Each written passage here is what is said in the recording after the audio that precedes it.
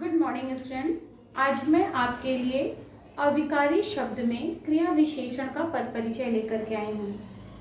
आपने विकारी शब्दों के पद परिचय को बहुत अच्छे तरीके से समझ लिया। आज हम देखेंगे कि अविकारी में हम किस रूल को, किस नियम को फॉलो करते हैं। क्रिया विशेषण, क्रिया विशेषण यानी कि क्रिया की विशेषता बताने वाले शब्द। जैसे घोड़ा दौड़ता है, दौड़ना क्रिया है। घोड़ा तेज दौड़ता है। तेज क्या है?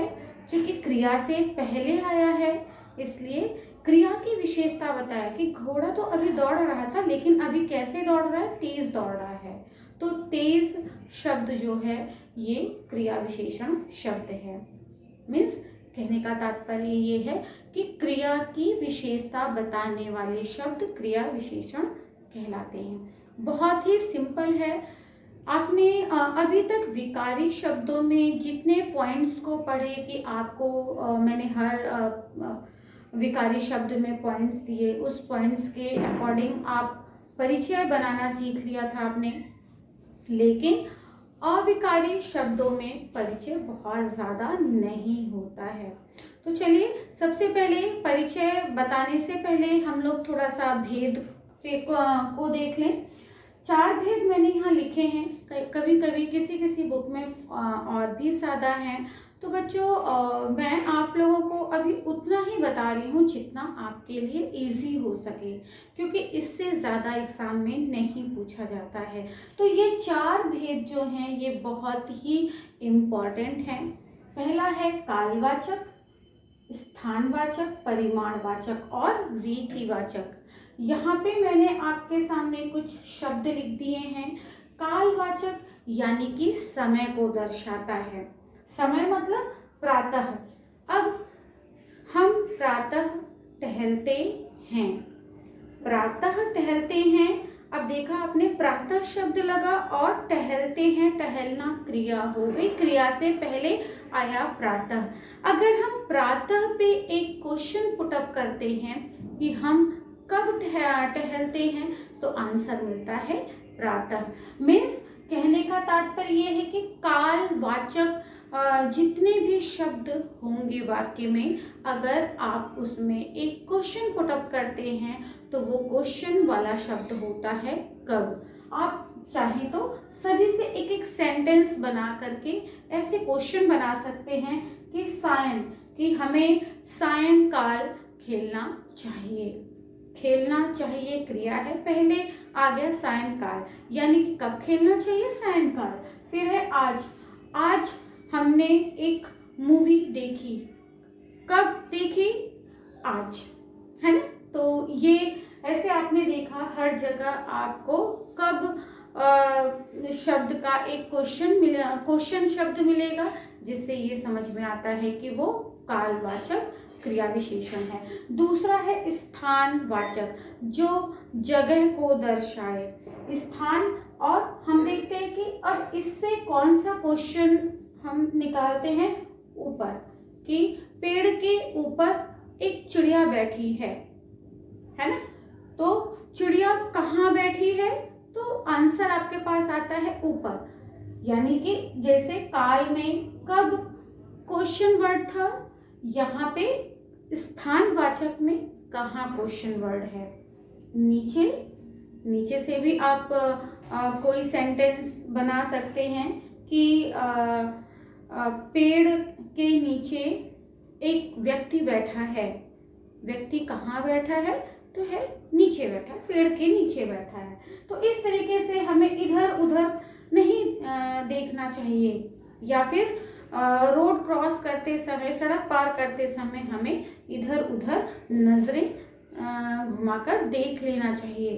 किधर देख लेना चाहिए? कहाँ देख लेना चाहिए? इधर और उधर। इसी तरीके से आप बाकी शब्द से भी एक वाक्य बना करके क्वेश्चन पुटअप कर सकते हैं।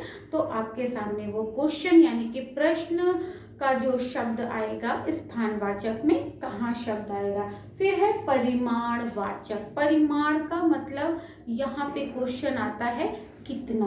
कितना क्या? बहुत। हमें बहुत नहीं खाना चाहिए। कितना नहीं खाना चाहिए? बहुत नहीं खाना चाहिए। थोड़ा, और खाने के बीच में थोड़ा पानी पीना चाहिए। कितना पानी पीना चाहिए? थोड़ा पानी। तो आपने देखा कि जब हम एक सेंटेंस बना रहे हैं तो जिस सेंटेंस का हम परिचय देना चाह रहे हैं क्रिया विशेषण में, तो परिमाण में वो क्वेश्चन वाला प्रश्न का जो शब्द है वो है कितना। अब है रीतिवाचक। रीतिवाचक में हमारा होता है कैसे।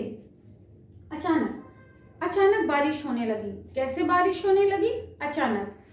फिर धीरे, स्टेशन पर गाड़ी धीरे धीरे चल रही थी। स्टेशन पर गाड़ी कैसे चल रही थी? धीरे धीरे चल रही थी। इसी तरीके से आप बाकी शब्दों से भी क्वेश्चन बना सकते हैं और उस वर्ड पे आपके जो आंसर वाला क्वेश्चन वाला शब्द आएगा वो आएगा कैसे। तो आपने देखा इस भेद में काल में जो क्वेश्चन वर्ड आपने अपनी तरफ से पुट अप किया वो था कब, स्थानवाचक में कहाँ, परिमाणवाचक में कितना और रीतिवाचक में कैसे शब्द बन करके आते हैं। तो बच्चों बहुत सिंपल है आपका क्रिया विशेषण। तो चलिए हम एक दो सेंटेंस से देख लेते हैं कि क्रिया विशेषण बनाते समय हमें किस किस पॉइंट्स को ध्यान में रखना है। तो चलिए हम सेंटेंस देखते हैं।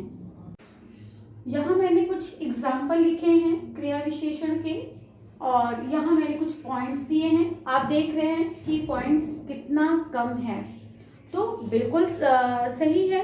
अविकारी शब्दों के आप अब जितने भी परिचय देखेंगे सब में परिचय कम होता है। पहला है इसमें भेद। हम भेद बताते हैं, जो 4 भेद अभी हमने देखा।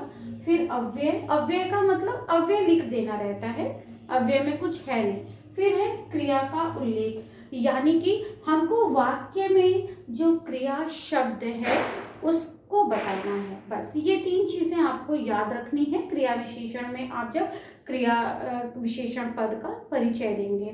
तो पहला क्वेश्चन है, पहला सेंटेंस है, बच्चा जोर जोर से रो रहा था। अब जोर जोर अंडरलाइन है, यहाँ पे मैंने कहा एक क्वेश्चन पुट अप करना है कि बच्चा कैसे रो रहा था या कब रो रहा था। कब अगर आप बोल रहे हैं तो रिप्लाई गलत है।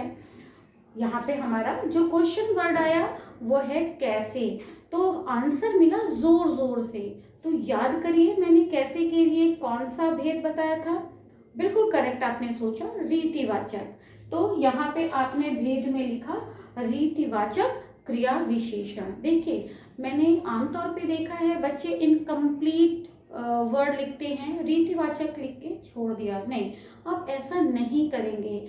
आप जब भी लिखेंगे कंप्लीट लिखेंगे, रीतिवाचक क्रिया विशेषण, कॉमा लगा देंगे, देन अव्यय। अव्यय आप ऐसे ही लिख देंगे क्योंकि एक हम अविकारी शब्दों में अव्यय लिख करके एक पॉइंट इंक्रीज कर देते हैं। तो आपने दूसरा पॉइंट लिखा अव्यय। अब क्रिया का उल्लेख। अब आप यहाँ पे बताएंगे क्रिया शब्द कौन सा है, रो रहा था क्रिया, क्रिया की विशेषता। आप ऐसे लिख सकते हैं कि रो रहा था क्रिया शब्द और जोर जोर से रीतिवाचक। ये आपका कंप्लीट हो गया। अब इसी तरीके से सेकंड देखेंगे, रौनक देर तक पढ़ता रहा। अगर हम देर तक पे एक क्वेश्चन पुट अप करते हैं तो आपके पास वो क्वेश्चन वर्ड क्या आएगा कि रौनक कब तक पढ़ता रहा, देर तक, है ना। तो यहाँ पे कब आ गया, आपको याद है मैंने बताया था कब के लिए कौन सा भेद है, कालवाचक। तो आपने बता दिया, यहाँ पे भेद में लिख दिया कालवाचक क्रिया विशेषण अव्यय और इस वाक्य में पढ़ता रहा क्रिया शब्द। तो ये हमारा हो गया सेकंड का पद परिचय। फिर है निखिल सवेरे व्यायाम करता है। सवेरे, निखिल कब व्यायाम करता है, सवेरे। यहाँ पे भी कब आया, तो कब हमारा कालवाचक में आता है और करता है ये हमारा क्रिया का उल्लेख है। और अव्यय, मैं तुमसे भली भांति परिचित हूँ। मैं तुमसे कैसे परिचित हूँ, भली भांति। कैसे का मतलब क्या होता है, स्थानवाचक। ये आप जरूर याद रखेंगे। अगर आपने ये कैसे, कब, कितना और कैसे ये नहीं याद रखा तो आपके लिए पहचानना थोड़ा सा मुश्किल हो जाएगा। अदरवाइज क्रिया विशेषण बहुत ही इजी है। तो तो मैं तुमसे भली भांति, कैसे परिचित हूँ, भली भांति परिचित हूँ। तो कैसे शब्द याद आ गया आपको, रीतिवाचक क्रिया विशेषण, अव्यय और परिचित हूँ, ये हमारा क्रिया शब्द है। फिर है उतना ही बोलो जितना जरूरी हो, उतना ही बोलो, कितना बोलो, उतना ही, यानी कि परिमाणवाचक, बिल्कुल करेक्ट। परिमाणवाचक क्रिया विशेषण, अव्यय और बोलो, ये हमारा क्रिया है। जितना जरूरी हो, जितना, कितना जरूरी हो, कितना भी हमारा परिमाणवाचक है, अव्यय और जरूरी हो, यहाँ पे क्रिया का उल्लेख नहीं है। तो जहाँ उल्लेख नहीं है आपको नहीं लिखना है, सिर्फ आपने एक परिचय दे दिया, काम खत्म, भेद बता दिया। तो इस तरीके से आपने देखा बच्चों कि क्रिया विशेषण का पद परिचय बहुत ही सिंपल है, बहुत ही आसान है।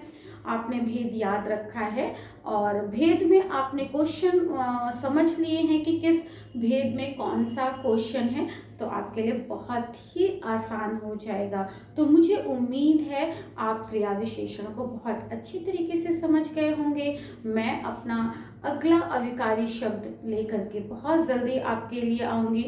तो बहुत ध्यान से वीडियो को देखिए और अगले वीडियो का इंतज़ार करिए। धन्यवाद।